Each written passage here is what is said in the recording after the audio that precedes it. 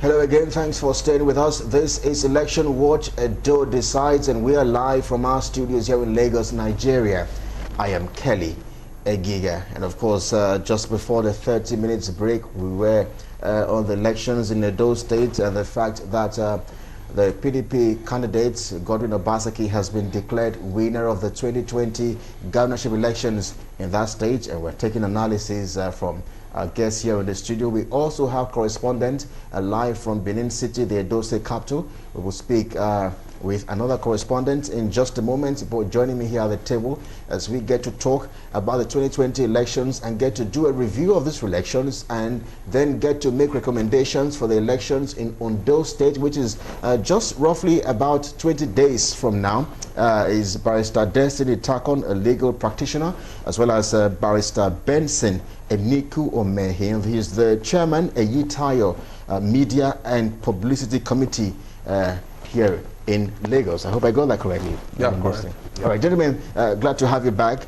So let's Thank you. Yes, let's get back and talk about these elections and then get to talk about the lessons learned in these particular elections and what we think may likely play out in Ondo State. But just before then, I went online and I saw something which I'm sure you may agree with me, Barrister Benson.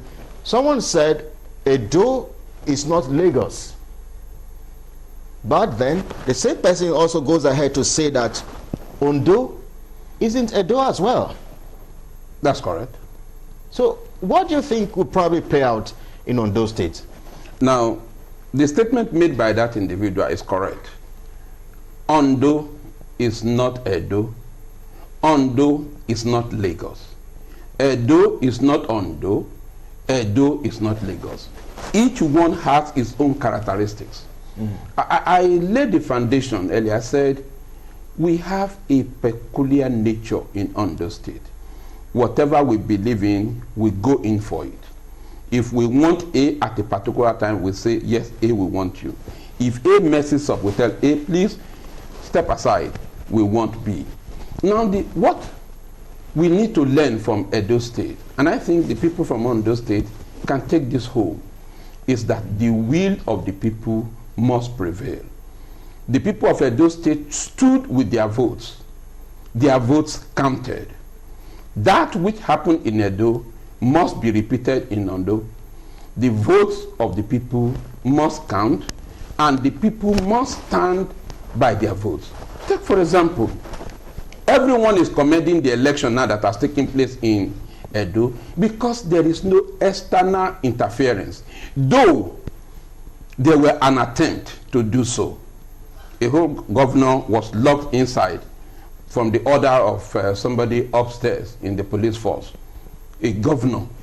I mean, that's an allegation. I mean, but again, it's an allegation. But again, the governor said so, and we heard him. And police surrounded him and didn't allow him to go. Yes, the governor couldn't have gone out because, one, that was not his state. But as the chairman of that campaign organization, he had the right to stay in Edo State to monitor what was happening in his party. And so, the powers that be must now learn that they should allow the process to be. Let the will of the people prevail in Ondo State. No manipulation. And I need to bring this to the fore. Sometimes, I think about 2 weeks ago or thereabout, Asiwaju Ahmed Bola Tinubu came to Ondo State, and in a live broadcast, when he was to commission the Internal Revenue Office built by Arakunrin, he now said that the PDP was dead in Ondo State, and that what was remaining was the nailing of the coffin. And we wonder, how do we know a dead or living political party? How to determine that a political party is relevant is to find out what transpired in the last election. The election that was held in 2019, precisely, I think it was in March that the election was held. In Ondo State, the PDP in opposition defeated APC, who was both in power in Ondo and in Abuja. We led with a margin of about 50,000 votes at the presidential election. That is not contestable. At that particular time, who was dead? Was it the PDP or the party that we won? 2, there are 3 senators in each state. Ondo State also has 3 senators. PDP won in Ondo South Senatorial District. PDP won in Ondo Central Senatorial District. APC narrowly and marginally won in Ondo North. Okay. Again, you ask the question, who was dead? So it is cheap to talk. And I don't mean to pass any aspersion on anybody, but it is cheap to talk. But the decision will lie with the people. And so in this election that is coming, the way it happened in Edo, in which interferences were removed, please, I appeal to the federal government, to whoever may be interested, political sponsors and financiers, please allow the people of Ondo State from Ilaje through down to Ondo, down to Akure, down to Akoko, allow us to decide. We will choose who our candidate will be. If you have not performed, we ask you, go home and sit down. If you have performed, we say, oh, we take you. And so, as of today in Ondo State, for the PDP, we want 1 man, 1 vote, 1 woman, 1 vote, no electoral violence. Okay. These ones that are bringing thugs and harassing people, you don't need thugs. In an examination hall, you don't need to rassmatize. If you have read, you have read. If you have not read, there's no magic that you can do. The people of Ondo State are making up their mind to say, we have had enough of storytelling. We want action. The PDP is an action government. But Destiny, let's say your thought. Just before we went on that 30 minutes break, I said, you know, we have all agreed that, look, the people of Edo State played a very, very essential role. They were very courageous. They stood out. They had to ensure that their votes were counted. You know, they had to monitor. You know, there have been videos online where people have even had, you know, some videos on circulating online where the people of Edo State, some of them had to, some persons were even caught during vote buying and all of that. But when you look at the people of Ondo State, what lessons do you think that the electorate in Ondo State can learn from Edo State?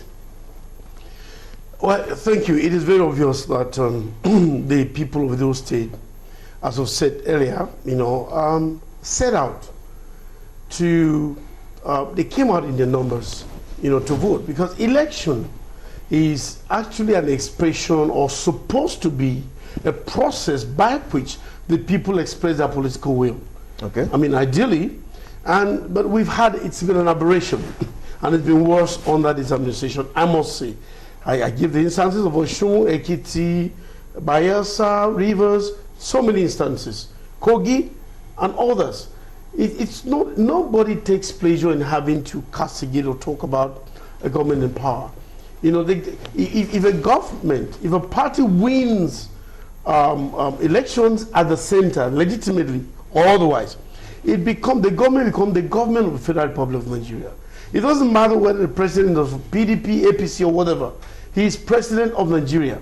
At that point, your policies, your actions, everything is supposed to be such as would, you know, engender unity, prosperity, economic growth, technological growth, and otherwise. But a situation where a party decides to amass and at every given or possible opportunity, you know, to take in every state against the will of the people. That's what the problem is. Nigerians are not naturally violent people. If the government, assuming what happened in Edo State is what has always happened in elections, you will not need to deploy 31,000 policemen and whatever other 1,000 civil defense and soldiers. It is because in the first instance, the people are apprehensive, haven't known your antecedents, that you become a bit apprehensive yourself and deploy so much to intimidate and all of that. So Nigerians want to vote, participate. And that is what the Edo people did. They expressed their decision, their will, their direction before the election. The Ondo people should do the same thing. they should let the government at Abuja not be in doubt that they are either with them or not with them. I'm talking of the party at the center. The Edo people, Ondo people, should let them understand we are with you or we are not with you by their actions, by their expressions. And for the government, like Dr. Benson has said, let me say the surname. It's not the way to prove that you're in government is not about bringing federal might in the Nigerian context or slogan or sense to bail on an election. Let the will of the people, reflect in the pattern of voting, in the outcome of elections. And so, Edo people did that, like they said earlier on. If it is that influence, external influence, I beseech the party at the center not to think that, not to change and act otherwise in Ondo. If it's the will of the people, let the Ondo people not leave the party. I'm wondering why you're turning that direction, because if the electorates, politicians and thuggery alike, if there have been civil during elections or past elections, I'm sure no government will want to even send that kind of number for elections. The voters have said, voters, why do you register? You do not register. It's not. You're not purchasing a gun or a bullet. You register to get a voter's card to enable you vote on the day of election. And so it is when people realize that their will, their political will, their mandate is being subverted, their will as expressed in the pattern or outcome of the election is subverted, that the people react. It is when they realize that in the course of voting, that either thugs used by either the party in government or the security operatives that are on the ground are being suppressive, the people will naturally react. That's when it happens. Otherwise, like we've said, do we hear deployment of 31,000, 50,000 policemen in the US, in Britain, for elections, and soldiers, and civil defense, and armored personnel carriers, and helicopters? That doesn't happen. They are on standby wherever their stations are. Only if there's any conflict in any area, then they are directed there. So the government does that because they have bad motives. So the intention is to suppress, intimidate, and overall the people, not to express their will. I'm sure the Deputy Inspector General of Police, Leye Oyebade, would totally disagree with you, because in an interview he granted just during the elections yesterday, he said the police were dominating. I'm quoting him now. He said the police were dominating, but they were not intimidating. But let's come back and talk about the power. They were dominating, but they were not intimidating. His exact words. Who were they dominating? Exactly. Let's talk for a moment. Let's talk about the power of incumbency. I mean, Godwin Obaseki is the incumbent, was the incumbent governor, and then he's governor-elect now. In those states, we also have the governor of that state, Rotimi Akeredolu, who is also, of course, the APC candidate. Do you think that the power of incumbency may play out in Ondo State? Well, whatever a man sows, that he shall reap. If by your incumbency you have done well, the people will give you the necessary support. Exactly. But if you have not done well, the choice lies with the people of who to decide. Not because I am the chairman of Media and Publicity Committee of Eyita Ojegede in Ondo State, but the fact remains that as of today, there is a disenchantment in the land to the effect that, one, the APC government we voted for at the center has brought us this low. How do you mean that? Just a moment.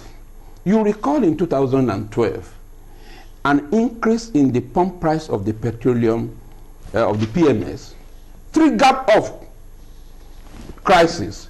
And that particular demonstration was led by no other person than the present president of the Federal Republic of Nigeria, President Muhammadu Buhari. He led that particular thing.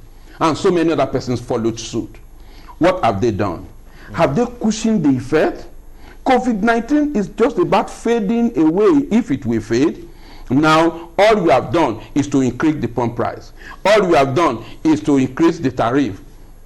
I'm sure very soon, these bad roads that are not fixed, they will put a toll gate, pay 2,000 naira for 1 kilometer. There's nothing this government cannot do. And therefore, the people have lost confidence in the APC government. And what applies at Abuja is what is applying in Ondo State. I can read out for you. But I feel sad that none of the APC person is around now, so that we can controvert ourselves on this particular fact. Maybe subsequently. The power of incumbency, the power of incumbency, what played out in Edo and what may likely play out in Ondo. In Ondo State is going to be effective only to the extent that the incumbent did what was right. The incumbent, as of today, the percentage of the people who are with the incumbent are people who are saying, go on, we are watching you as you are dancing. Go to the markets. When you want to have victory, how do you determine? You hear from the mouth of the children, the market women, the drivers, and all of them. When we had our flag off about 2 Saturdays ago, Akure was at a standstill. Right from First Bank. Just a moment. It is the acceptability of the people. As of today, incumbency will not work. Just a moment, but let's cross over live to Benin City, the Edo State capital, where our correspondent Kuno Joe is standing by to speak with us and bring us up to speed with the very, very latest in that state. Where Kuno, if you can hear me loud and clear. Earlier we spoke to Delhi. It says it's an atmosphere of celebration. Can you confirm for us where you are if that is also playing out? Thank you very much, Kelly. Thank you for having me at this time. I'm reporting live from Benin City, the state capital of Edo State.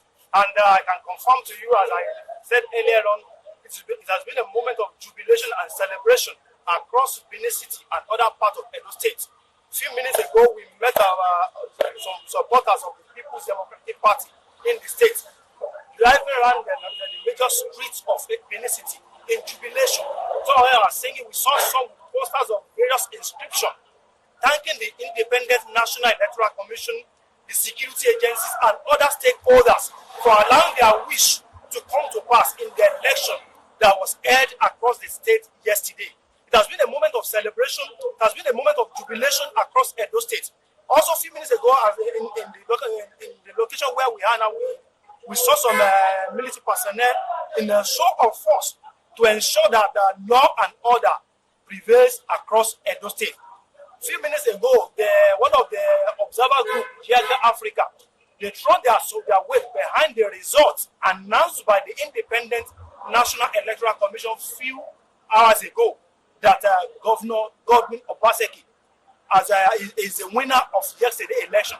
They said the statement, the result released by INEC, was in compliance with their findings, adding that the election conducted in Edo State yesterday, there was an improvement in the election conducted yesterday over that which was held in Bayelsa and Kogi State. So they gave kudos to the Independent National Electoral Commission, despite some abnormalities and pockets of violence and snatching of ballot boxes that were recorded during the election yesterday. So Yaga praised INEC for that election. Thank you to talk us through the reservations by Yaga Africa. I mean, you've said from the statement or press conference by Yaga Africa, there were some reservations, the issues of vote. Is this vote buying or vote ballots snatching and all of that?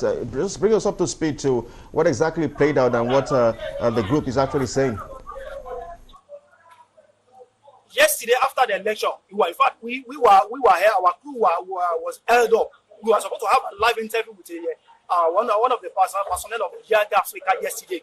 That interview was supposed to take place inside their hotel, but the security agency prevented us from entering that particular hotel, to the extent that interview was held outside the hotel yesterday afternoon. So one of their observations was that there were intimidation of monitoring group observers, journalists, and some residents. They equally revealed that the incident of vote buying was paramount yesterday. Across the two major political parties, they participated in vote buying, the intimidation of voters, inducement. They equally said that even voters in some polling units where they monitor that voters we have to display their their card that I vote for you, so give me money. So there are money inducement, intimidation. Also, primarily they said COVID-19 protocol was disregarded yesterday during the election due to the clustering of polling units in Edo State. Just before I let you go, because we are absolutely pressed for time, we have to round off now in the next 5 minutes or thereabout. Talk us through the body language of the All Progressive Congress. What can you see? I mean, the body language and the atmosphere from the camp of the All Progressive Congress after the declaration of the results by INEC. Right from the collation center this evening, the agents of the APC congratulated the winner of that election, but with a reservation that they will need to consult with the member of the party on the way forward, stating that they will contest the election, the result of the election. But I learned the APC candidate, Ise Iyamo, has already congratulated the governor-elect, Godwin Obaseki, who is also the incumbent governor of the state. So from the APC, I think they are studying the result of that election. Maybe in the next few days we hear from them either they are going to contest the result of the election or not in the law court. But as at the time I'm speaking with you, peace is reigning in Edo State. Every nook and cranny of the state in the city that we have now, people are going about celebration and jubilation. As you can see, people are happy.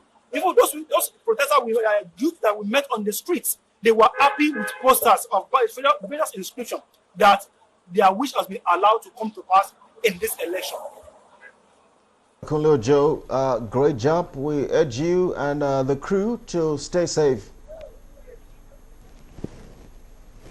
Thank you very much. Yes, so that was Kunle Ojo, correspondent in Benin City, the Edo State capital. But gentlemen, back here in the studio, let's just for a moment because we have to round off in just a moment because we are absolutely pressed for time. Do you think, let me begin with you, Barrister Destiny, do you think that the camp of the APC would probably want to actually contest this result? I do not think so, given the report we just got from your correspondent that Ise Iyamo has congratulated Obaseki. So that body language suggests that they will not contest it. How about the pressure from the APC? Well, that would become contradictory, but of course, it's not saying that it is right at law, to approach, the judicial process and because I'm asking this because a lot of Nigerians believe that it's not over until it's over. We saw what played out in Imo State. We saw what played out in Bayelsa State, where sitting governor for 1-2 years. I mean, by the time you feel everything is almost okay. And there you go, the courts, the tribunal, the appeal courts, the Supreme Court from nowhere would come and just... Yes, I understand the perspective, the angle from which you're coming. I'm talking about the will, but if it's a will as expressed, it appears that he will not contest it. But if the party thinks, after looking at holistically, x-raying or taking an audit of the process and thinks that there's some technical or otherwise... faults or defects with the procedure, of course, they're entitled. And where that happens, and it is proven, yes, indeed, the entire process that everybody thought was through and done with, the outcome could become different. Let me come and talk with Barrister Benson. What's your scorecard about the performance of the Nigeria Police and the Independent National Electoral Commission, two critical agencies or commission very crucial to our elections? So what's your scorecard? Well, from the report that your reporter gave, he said in some areas there were intimidations, but I think kudos was given to INEC to large extent for what was done yesterday. My appeal to INEC is that at every point in time, each man will bear his father's name. If you do well, you will be commended. If you do wrongly, you will be condemned. The Jega-led INEC up to this very moment is being commended worldwide. And I think that what transpired in Edo State yesterday, the pastor Osagie should learn from what President Goodluck Jonathan did. The votes the result had not even been announced when he called on President Muhammadu Buhari and congratulated him and said he wasn't proceeding to court. Up to this very moment, Jonathan Goodluck is being commended all over the world. Election is a game. It is a game that you play. You play Ludo. You don't die because of it. People who don't have other things doing, and when they fill their form, say, what's your profession? Say, I'm a politician. Politics become a profession? Therefore, the truth of the matter is this, that which was done yesterday should be replicated at a higher level with further improvement in Ondo State. Yes, bring in police, but again, what are the police going to do? They are not armed. They are just simple persons to guide us. And therefore, when we come to Ondo State, I appeal to the people in my state, in Ondo State in particular, come out en masse on the 10th, vote, stay by your vote, let the vote count. And to President Muhammadu Buhari, I appeal to you, allow the will of the people to prevail. I would like to thank you most kindly for your thoughts, Barrister Benson Nico Mehin. He is the chairman of the Eyitayo Media and Publicity Committee in Ondo State. We also have another constitutional lawyer, Barrister Destiny Takon, legal practitioner. Gentlemen, I'd like to thank you so much for being a part of the program. My pleasure as always. Glad to be here. Good to be here. Yeah, speaking about the Ondo elections, it's 20 days away. And again, our studios will be opened for our special live coverage of that particular elections. It's a wrap on Election Watch, and of course, particularly Edo Decides. And I would like to thank you most kindly for being a part of our coverage. I am Kelly Giga. We urge you to stay with Galaxy TV. Our early evening news is in just 2 minutes away. Stay with us.